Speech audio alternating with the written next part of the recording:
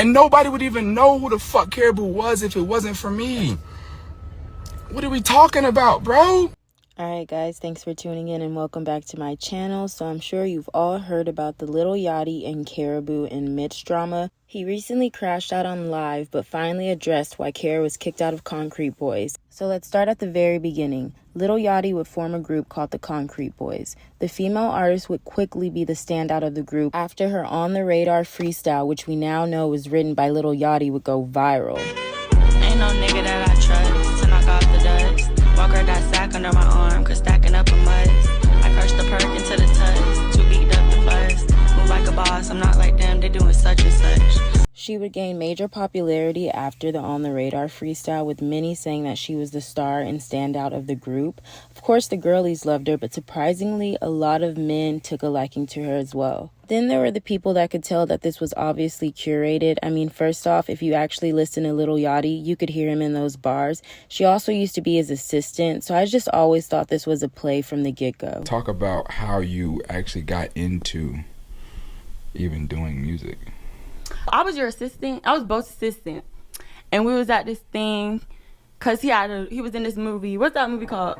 He was doing like a voiceover. I'm like, nigga actor, like you a rapper. Like I'm just like, hey, this nigga actor. I wanted to be an actress since I was little.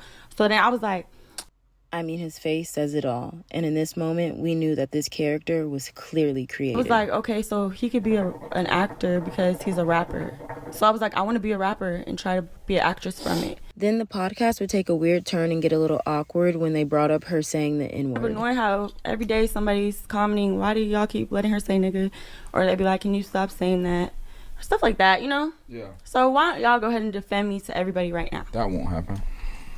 You shouldn't say it. I don't know. Wait, you guys really feel like that? So at that point, I was just like, is this a real group? Because I don't know, the chemistry just wasn't chemistrying. And then she would crash out on Live, and that would also be another indicator that something was up. You're running, you're scared.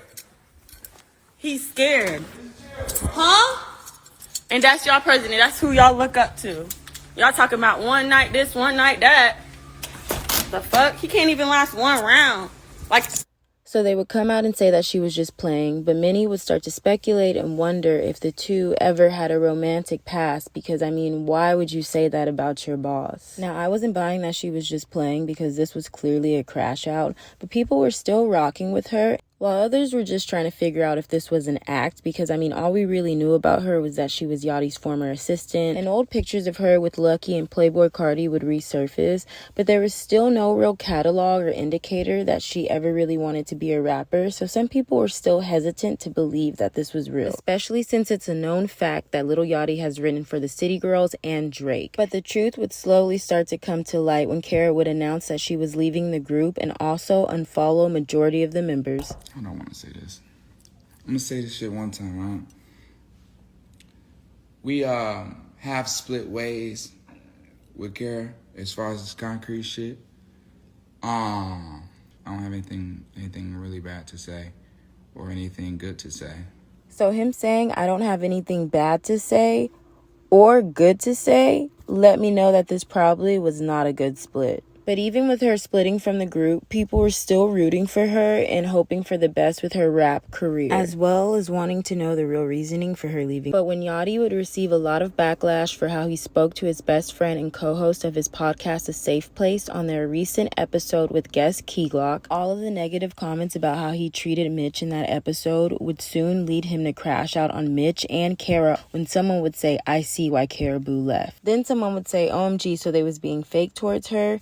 Then a girl that claimed to have seen Karrahboo at her job said, bro, she walked in my job, Red Lobster, to order some biscuits. I asked her why she left. She immediately corrected me and said I didn't leave, they kicked me out, saying they were really mean to her and bullying her a lot. She doesn't talk about it, but this would technically be talking about it. Then the girl would say, she seemed really hurt behind it, to be honest. Like they really did her dirty, and I believe it's because her name was the biggest behind Yachty, if we being real. I only started listening to him again because of her. They're haters, and I told her she'll do just fine without them. Fuck them. And I guess here's the picture. Then Karrah would comment, this aged well, on a previous tweet that said, I don't say too much because I know shit gonna unfold on its own. Yachty would put on his story, LOL at Karrahboo, you crazy dude. Then he would go off on his rant. Disrespectful, bro. You talk to people crazy. You tell people that they are nothing. You tell people you're gonna spit on them. It's so crazy to me, bro, because I've given you a career. And time to time, you just disrespect me. I wrote every fucking verse you've done. And there it is, the answer to the question that we've all been wondering. I dressed you. I dressed all 5 of y'all niggas, bro. I gave you that chrome Rolex, bro. You the most. You was washing tables. You was waiting. What are we talking about, nigga? I changed your motherfucking life, and you on here lying, talking about some we bully you. So like I said, this was clearly curated. Been nothing but loving and caring and paid your bills and gave you money and took you around the world. And nobody would even know who the fuck Karrahboo was if it wasn't for me. You ain't never wrote a song in your life. That's why ain't no music came out since you been left.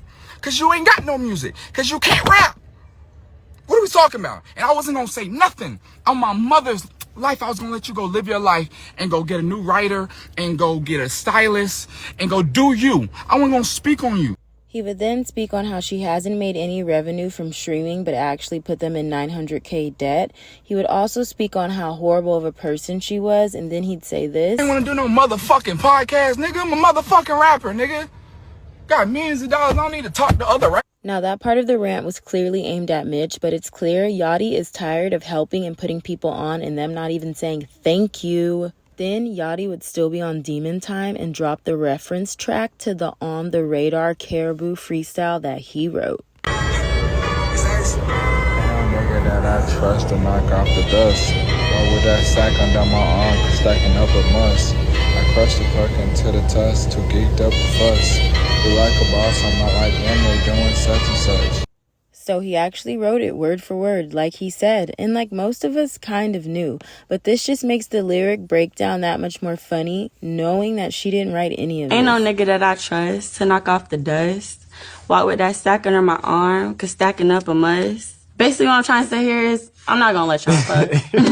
I'm not fucking with none of y'all, like, I'm trying to get some money. I don't need no nigga, y'all be in the way. Walk with that sack under my arm, cause stacking up a must. I walk with the sack under my arm cause I get money. And stacking up is a must. Did I lie? Must, underarm, must. It's like a known thing, people be musty. Not me though. Girl, what? Not even that. This dude, look at his face now back in this video, and then look at it here. He's literally looking like, girl, you didn't write this. She would also respond to Yachty today at a show with what it looked like to be a crowd of little to no people. Who ain't write it? Who ain't write it? Who ain't write it? What you say? Girl, you. But that's it for this video. Let me know what you guys think in the comment section below. Did you believe that this was real, or did you know from the get-go that Yachty was behind this? Also, as for Yachty, I believe he will be just fine. He's one of the greatest artists of our generation and also one of the greatest ghostwriters or known writers. But once again, let me know what you guys think in the comment section below. Don't forget to like and subscribe, and I'll see you next time. Bye!